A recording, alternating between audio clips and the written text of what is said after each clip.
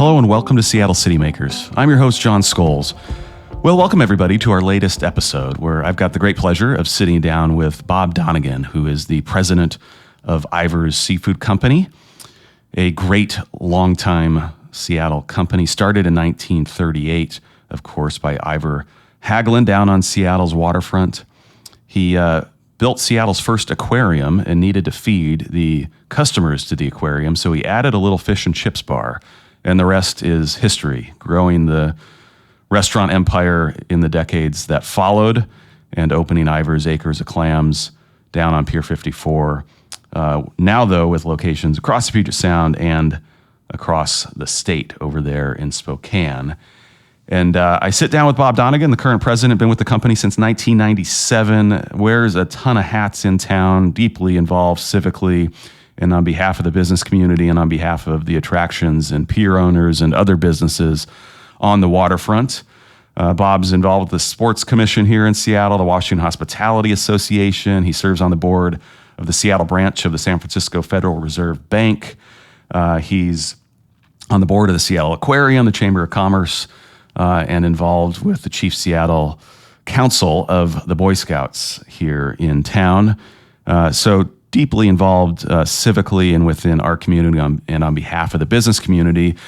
We get Bob's take on the state of the waterfront. He's been deeply involved in that project and in the replacement of the viaduct, the replacement of our seawall on the shores of Elliott Bay, and the development of the Board Tunnel over 2 decades that all of that's been taking place. He walks the construction site each and every day, talking to the construction workers and leads and city officials and other business owners and attractions down there. He has his finger on the pulse of one of the biggest moves that we've made in many decades in our city to take a big freeway down and remake acres and acres of land on our shoreline. So we get his take on that, his outlook for the city, his advice for our mayor and city council, and of course his itinerary for his perfect Saturday in the Seattle area, which is how we conclude each of our episodes. If you are a longtime listener, you will know. So I hope you enjoy my conversation with Bob Donegan, the president of Ivar's Seafood Company.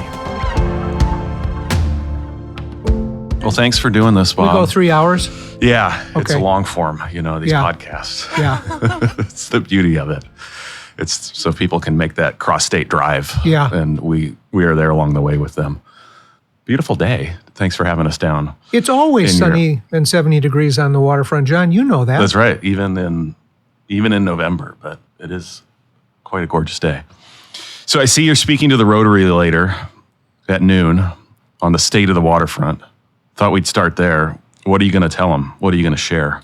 What's the state of the waterfront? So we'll go through the history of the whole project because a whole bunch of the people who are now members of Rotary weren't here 15 years ago when you and I started on this. So we'll talk about the viaduct and the seawall and the tunnel, and then we'll get to the juicy part, which is the park. And I've got slides from the city, from WashDOT, from Coleman Dock, and friends showing all of the progress along the way. And the good news is that we're less than 2 years away from being done, and it's going to be spectacular. As you walk, and Joy from Friends of Waterfront Seattle and Davidson from the aquarium do almost every day with potential donors, there's new developments every hour on the waterfront. Have you seen the giant fern? I haven't seen the fern, but I saw other new developments on my walk down this morning because I hadn't been down for a little while. And have you seen weeks and the Marion Street Bridge? Yep. We're getting close. Yeah, and the east side, the sidewalk on the east side along Alaskan Way, and now all the action and construction is kind of right at your front door. Is this the most impactful it's been in some time to just your operations and other pier owners now that the construction action has kind of moved to the western side of the street again? John, the good news is because we've been under construction now for 12 years, the 45 businesses on the waterfront have gotten pretty good at handling it. In fall of 2009, when Puget Sound Energy started relocating the gas lines, that's when we all really struggled. But we handle it really well now, and the Office of the Waterfront, especially Jessica Murphy, the project manager, is really responsive to our requests. So when they began breaking up the concrete in front of the businesses, we know they got to keep a schedule. But I asked her if they could not make noise between 11:30 a.m. and 1:30 p.m. to not destroy lunch, and she agreed to do that. So we're better at it, the city's better at it, and we're closer to the goal line, which is the best news of all.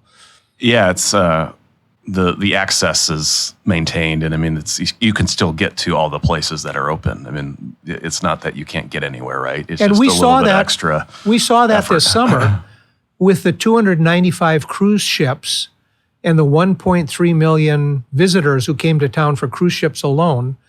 People had no trouble getting to the waterfront.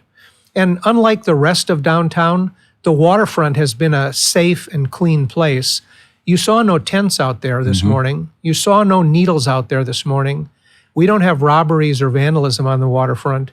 And so families in Seattle have discovered that. And they come down there with their kids and their bikes and their dogs. And it's busy and safe down here much of the time. And it's amazing to see the number of people really throughout the year that have been returning, coming down and taking in the views, even with the construction that's been taking place for well over a decade. People want to be along this stretch. October was the strongest October in the Seattle Aquarium's history for attendance. Wow. And that's despite Corona and despite construction disruption. Yeah, people No are corruption. coming back. No corruption. No corruption at the aquarium. The corruption's in a different part of the state. That's a pretty amazing stat. Is that trend true generally for other attractions and businesses this summer on the waterfront? How was this summer overall with traffic and sales for you and others? You will remember that in 2019, before Corona, we had 6.3 million unique people buy something on the waterfront. And because we've done this since 2011, we know the likelihood of someone who stops at the aquarium to buy a cup of chowder at Elliott's or to eat at the Crab Pot. And so we eliminate that double counting and count them only once. In 2020, at the worst of Corona, that dropped from 6.3 to 1.3 million visitors. Last year, we were up to 3.4 million. And I predict that this year, 2022, will be at 5 million visitors. Depending whom you ask, Andy at the Frankfurter had his best year ever. He said he could close after Labor Day and he'd still beat last year, which was best year prior to that. Joey and Paul at Let's Go Sailing had their best year ever on the Let's Go Sailing sailboat charters. Depending on the day or the week or the weather, the waterfront businesses beat the same day or week or month in 2019. Now, overall, we'll be down because we still had the Corona hangover in the first half of the year. Yeah. But the second half of the year was very strong, and we'll see what happens in the fall here. But it appears, based on our parking redemptions at the Pike Place Garage, that people are still coming to the waterfront at the same rate they were coming over the summer. Those are locals, the ones using the parking garage. Right. Is the customer mix different than what it was in the summer of 2019, or is it generally returned to, the mix of locals and crews? And I mean, is the balance between locals and out-of-state visitors different? Over the last 10 years, about 70% of the people who visit the waterfront in the summer is June, July, August, and September, came from outside King County. This summer, it was about 60%. So it felt like more locals came into town and bought something than visitors did. But when we ask people, anecdotally, not statistically, where did you come from? Where do you think the 3 or 4 most popular sources of tourists to the waterfront this summer were from? Boats in King County and other side of the water. What states do you think they came from? So outside. California and Oregon. Arizona, Texas, and Florida. Getting out of the heat. And we ask them, why are you here? Yeah. And they say, it's 30 degrees cooler here. Yeah. We like the pleasant temperatures. And then they got on the boat to go to Alaska. I heard that early on in the return of folks to downtown, that a lot of the folks that were their states had already opened. The restrictions were lifted in Texas, Florida, and Arizona, and they were wanting to escape the heat. I didn't realize it had continued into the summer, but that's pretty interesting. And the other interesting thing about it was, even in the first part of the year, before the cruise season started, those people from distant states were wearing masks. So they may have been a different profile than the regular residents of those states coming to the waterfront. And then, of course, we saw it in the hotel occupancy this summer, that we were back to 2019 levels in hotels during the summer. And of course, traffic at SeaTac is through the roof. Have you tried to get a rental car in town? Probably not. Right. Or stand in the security line. Yeah. So you've invested a ton of energy and time in trying to influence the waterfront project and what happened with the viaduct and the tunnel being built over a decade plus. But you've got restaurants in lots of locations, not just here. Why, beyond just your civic interest, were you so, or maybe that was solely what was driving you, so invested personally in what happened and has happened down here? When the city and the state's environmental impact statement was released in 2007, the two preferred alternatives would have closed Alaska Way Surface Street for 116 or 117 months. That's 10 years, John. And when I called Chuck Kirshner, the city mitigation manager, and met with him here and said, Chuck, there's 2,500 family wage jobs on these piers. What do we do for 10 years? And he looked at me and said, do you want to stay open? That's when I knew if we didn't get involved, that we were going to lose all these 45 businesses on the waterfront. So it started clearly as a self-interest issue, and it grew into, if you're Burgundy Viscosi at the artist over on Pier 55, she doesn't have the time to be able to be involved. We have the infrastructure at Ivar's where I have a staff that does operations and marketing and maintenance that gave me the little bit of time to be involved in things. And of the original 24 stakeholders on the Alaska Way Viaduct and Seawall Replacement Project, there's only one of us who walks the project every day and makes sure that the city, the county, the state, and the port are fulfilling the promises they made to us in 2009 when we had the handshake. So it was an individual self-interest, and it's now a civic interest. We have a once-in-a-century opportunity to make the waterfront and therefore the downtown work. Why would we give up on that opportunity? And we've got lots of great attractions and businesses that have been drawing people here for decades, right? And when we open a park, we want all those folks to have their doors open. And you know who was on the waterfront yesterday? The park designer, James Corner, was walking the waterfront. Now, sadly, James has not learned that there are colors other than gray and black, and he's always in fashionable architecture clothes. I appreciate his style. Yeah, but we sure like his style on the park, don't we? Yeah, he's done a great job. And do you think people in the city, it seems like there's two groups. There's the group that has lived here for a bit and was here and around and aware of the debate over the viaduct and what would happen and the park. But it's been some time since that we were having that conversation civically in the city. And then there's just new people to town. Do you think collectively people appreciate what is happening here and what is so close to being complete and what this is going to mean? Pier 62 is the first amenity in the park to open. And Friends of Waterfront Seattle put on 159 events this summer and had so far 180,000 people visit that pier. And when they come down to the pier, they have a handful of identical reactions. First is, wow, this is really cool. Second is, I didn't realize how safe it was down here. And third was, I didn't realize the scope of how big this project is. So when people come down to the waterfront and dip their toe in the water for the first time in 3 years, they discover stuff that they haven't seen in a long time. You can see the videos and the news coverage and the media coverage, but until you come down and experience it, you don't really know what's happening down here. When they come, unilaterally, universally, everybody loves the experience. And it's only going to get better.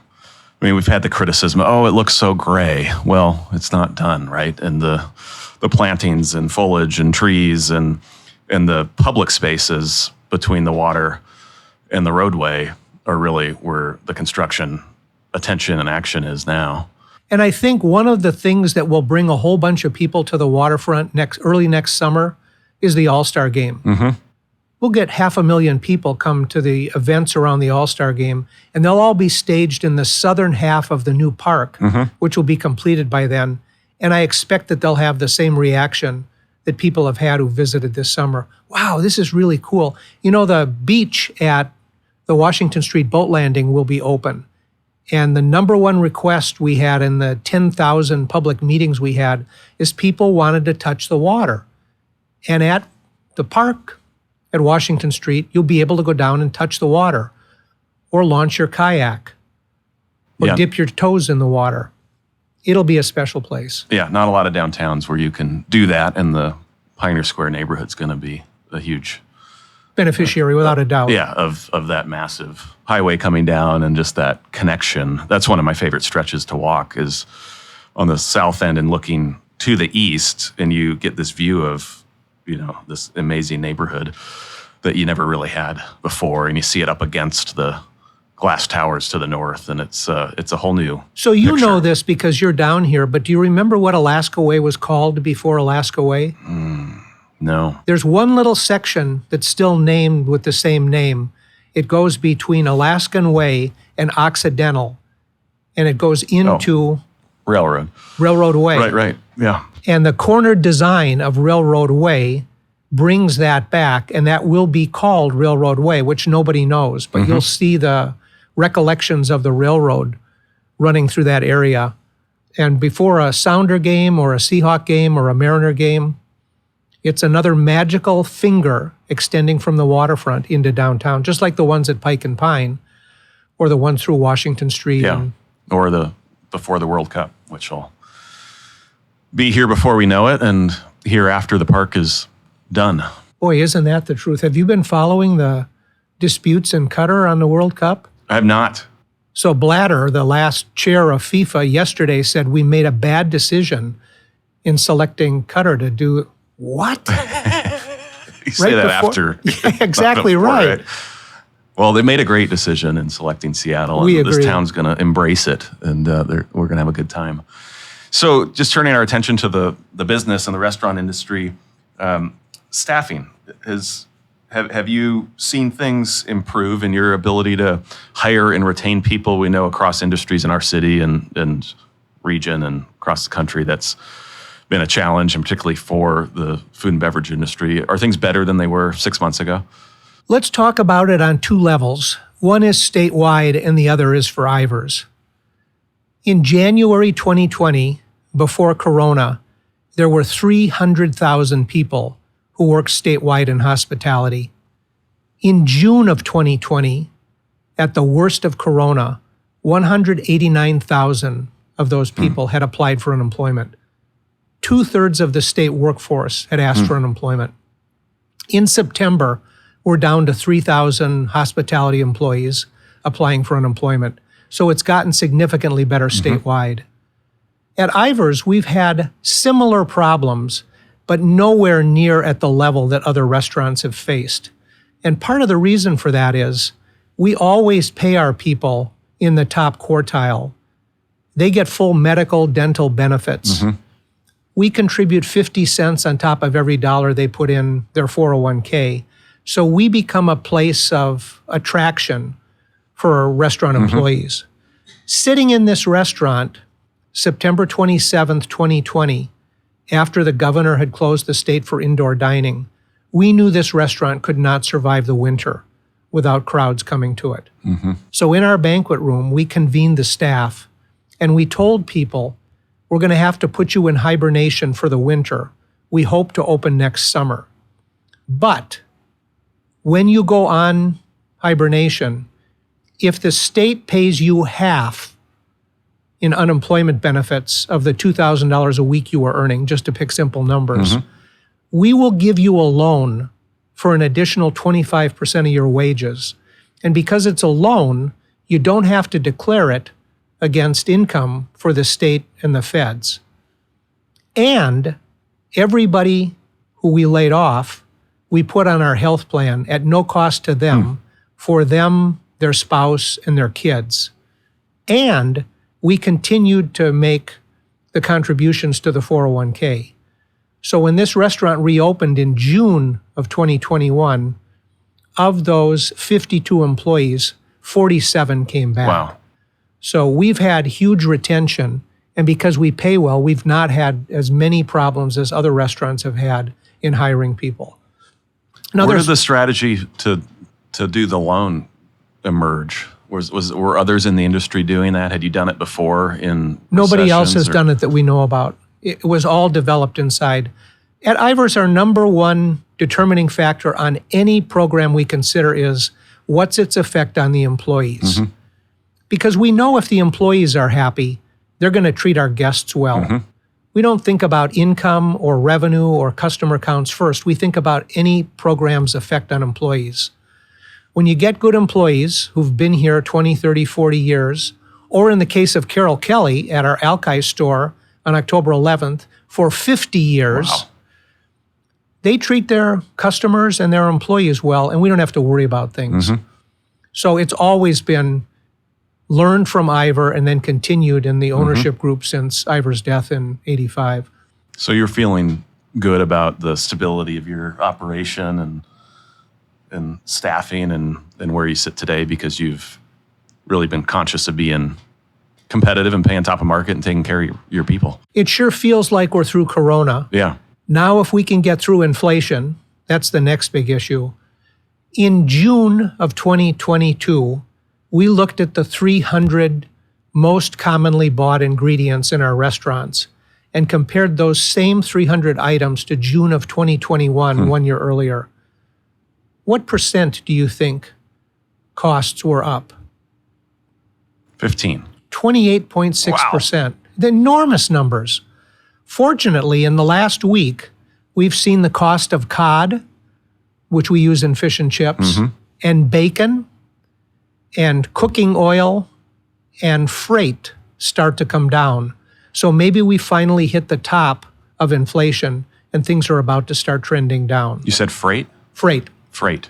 So we produce hundreds of thousands of cups of chowder in our secret chowder plant up in Mukilteo that we sell to Costco and grocery stores and other restaurants. And we have to hire trucks to get that from us to their warehouses. Last year, it was costing us in excess of $1,000 a shipment to ship. We've seen quotes in the $600 and $700 per shipment range this year.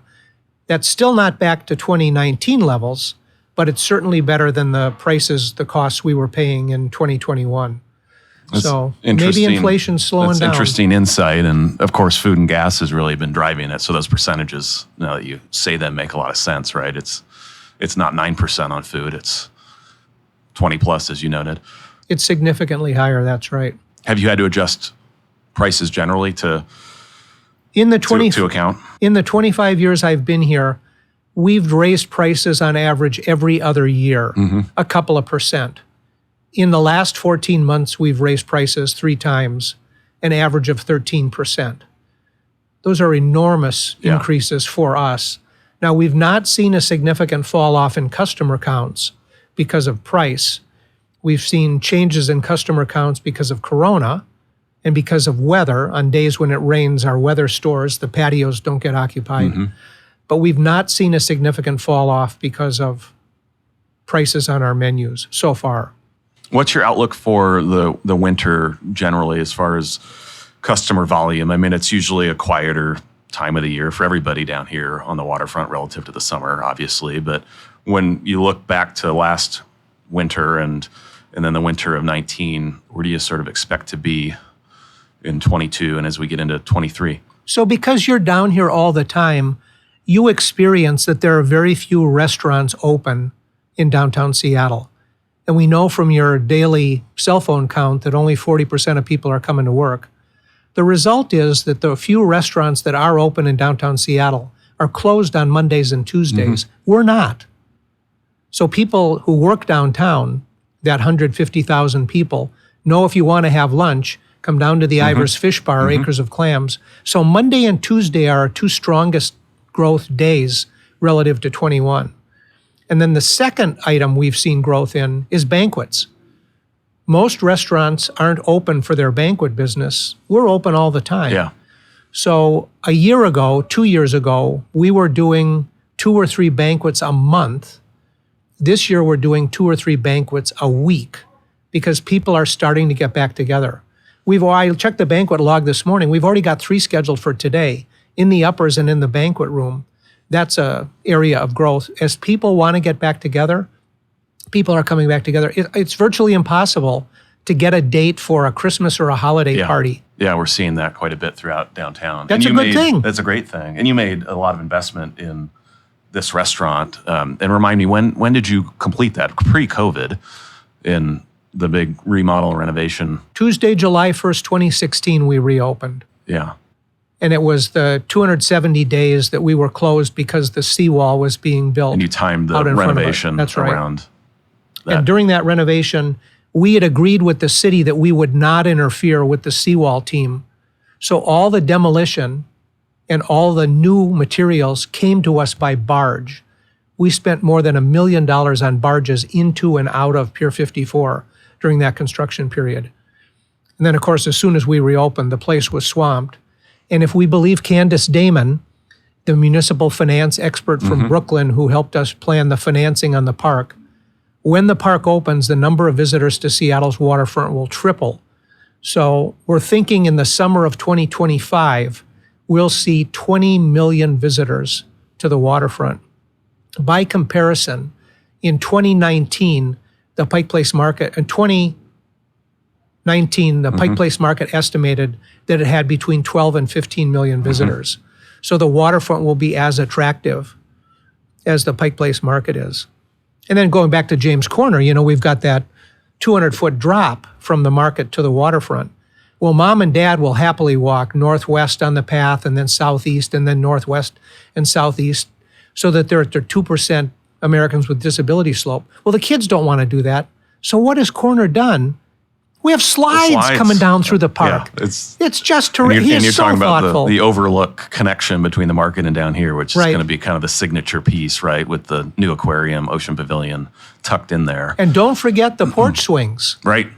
So yeah, the recreation elements that have come along, the playground down here, the multiple playgrounds down here, the slides, the swings, those seemingly small and little features are going to be the things that really delight people. Have you walked get lost in the bigger design? 58 lately, since they've started driving the piles for the new pier? No, I've seen some of the photos, but I haven't walked by. I should on my way back. And there is a gigantic kids playground there, which is themed around aquatic stuff. Hanging over the water. I mean, it's with the skyline behind you. And the kids are going to be lucky to be able to play on it. All the downtown tech workers are going to be playing on those slides and on the octopus and the jellyfish there. Yeah, it's going to be a special place, an even more special place in 2 years. Yeah. So you travel a lot. How do you think at the end of the day this waterfront's going to compare and compete with other great waterfronts around North America? When we started the design committee for the park, we declared a goal of making this among the most attractive urban waterfronts in the world, matching Sydney or Copenhagen or Millennium Park in Chicago. And I visit Millennium Park and the Fid Kennedy Greenway in Boston every year for the seafood show and the restaurant show. This will be as good as any of them. And now that we have the new director of Friends of Waterfront Seattle, Joy Shigaki, who grew up in town and has been working in the Presidio and Golden Gate Park for the last decade, we're going to get the advantage of her knowledge and experience to operate it even better than we had hoped to be able to operate it internally. So it will be special. Yeah, she's a great leader and great to have her at the helm there of the nonprofit that's going to continue to do the heavy lifting to get the dollars in and make sure we've got a great experience when this thing's open. So moving into our lightning round, we don't really have a lightning round, but we're going to have one with you, Bob. Great. Let me get my lightning rod out. What's your go-to item on the menu? What are you ordering? The good news is Bristol Bay sockeye run this year was a record. It beat last year, which was the biggest harvest they ever had. So we still have fresh Bristol Bay sockeye on the menu. And for at least another couple of weeks, we'll have fresh halibut from Homer. And let's see, today is Wednesday, so those halibut were swimming on Monday in Homer. Wow. Get them while they're fresh. In a couple of weeks, they'll be fresh frozen at sea. But if you're a local Seattle person, you like the fresh stuff. Malt vinegar or no malt vinegar on the fish and chips? No malt vinegar for me. And try the Cajun. You can get them Cajun fish and chips. Get them in the seafood bars. They have just a little bit of spice in them. And then you dip it in that mild tartar and cocktail sauce. Oh, it's exquisite. If the mayor and a couple council members were sitting with us today, what's the one piece of advice you'd give them? Hire 500 cops tomorrow. We need more help downtown. I played a game. You and I have talked about this, John. I worked every day during Corona here on the pier. And I'd walk around downtown, and my goal was to find a block in which there was no plywood or graffiti. Mm-hmm. And in the 73 blocks I walked, I was able to find only one block with no plywood or graffiti. What block was that? A waterfront block. The Federal Building. Yeah. Because it's got 24-hour security. Yeah. Every other block had plywood. We need help down here. Cops on the street, talking to people, helping the homeless people and the people in crisis. We need 500 more cops tomorrow. Your outlook for Seattle? Highly favorable. I finished a survey for the Federal Reserve Bank yesterday, and it asked me to describe the economic conditions in Seattle relative to the rest of the country. Mm-hmm. Much stronger, the same, weaker, or much weaker. And I said Seattle will be much stronger than the national economy because we have so diversified an economic base. Mm-hmm. So it's highly optimistic. And then we close each of our podcasts with the question of what's your perfect Saturday in Seattle, in the Seattle area, knowing that you and your wife live up north in Richmond Beach. What's the itinerary of your perfect Saturday? So the best thing, because the weeks are so busy, is time with my grandkids in the garden, because that's the time to think. And I can solve all the problems of the week in those 3 or 4 hours digging in the dirt and planting or harvesting stuff. Last weekend, we harvested potatoes. Mm-hmm. Time in the garden with the grandkids. You can entertain and do big civic thinking at the same time. They're easily entertained and diverted. And when there's potatoes to harvest, they're easily diverted. That's when the big thinking's happening. Yeah. Well, thank you, Bob, for joining us and your civic leadership on behalf of the waterfront community here for a decade plus. We're all going to benefit from it and have a great park to come to, and importantly, have a bunch of incredible Seattle businesses and attractions that have made it through because of your engagement with the look city. at that. There's some orcas out there 100 yards off Pier 54. Did you hear about the orcas yesterday? I did not. So you'll only see them the Bainbridge Ferry was coming in, and they diverted, and off the starboard side, south of the ship, there was a pod of a dozen killer whales, and they couldn't tell if they were the resident pod or transients. And I haven't seen on the orca tracking if they had interviews with any of them to find out if they were visitors, if they were locals. Yeah. Well, there's not many downtowns in the country where you can look at a pod of orcas and then 60 miles to the east, a herd of elk. And pretty special place. Or 60 miles to the northeast, 2 feet of snow overnight. Did you see that? You go. Yeah. Jeez Louise. Yeah. Well, a beautiful sight down here with a ferry coming in. And I didn't see the orcas, but I'll trust you that they're out there somewhere. Thank you again, Bob, for making time on Seattle City Makers with us. Thanks for having me. Well, hope you enjoyed my conversation with Bob Donegan. Just a great individual, great civic and community leader, and someone who has more facts and figures and data points in his head than anybody I know. I always appreciate that about Bob. Well, I want to close out our episode today with a recommendation of what you just can't miss in downtown Seattle, and a couple of new things coming and opening next week, the week of November 14th. A number of new retailers to downtown Seattle that I want to plug. First off, Uniqlo coming to downtown Seattle, the great Japanese retailer, opening at 4th and Pine in the former Macy's building. We're very excited to cut the ribbon on the 18th for the official opening of Uniqlo at 4th and Pine. It's going to be just a great addition to the retail core. And then down in Pioneer Square, I want to highlight couple of new retailers coming to what I think is one of the most exciting redevelopments of a number of historic properties in downtown in the Pioneer Square neighborhood, in the old FX McCrory restaurant space, the Rail Spur project, which is a mixed-use project of office and retail, a boutique hotel opening next year. But next week, they're opening and celebrating 3 new retail concepts: the Cassette Club Bike Shop, Herd Coffee, and Hoot Beer Dega. So 3 new terrific retailers in the Rail Spur project down off of Occidental and South King in Pioneer Square. Keep your eyes on the Rail Spur project if you're not familiar or haven't been down there. Just a tremendous addition to the Pioneer Square neighborhood, with a lot more to come. In addition to those 3 retailers, as I noted, a pretty cool boutique hotel just off First Avenue that will open in 2023 with a rooftop restaurant and bar. We need more of those in downtown Seattle, and we've got one more coming. So check out Uniqlo and get down to Rail Spur. New retail coming to downtown Seattle. Thank you for joining us on this episode of Seattle City Makers, which is brought to you by the Downtown Seattle Association with support from James Cito and production by Spark Creative.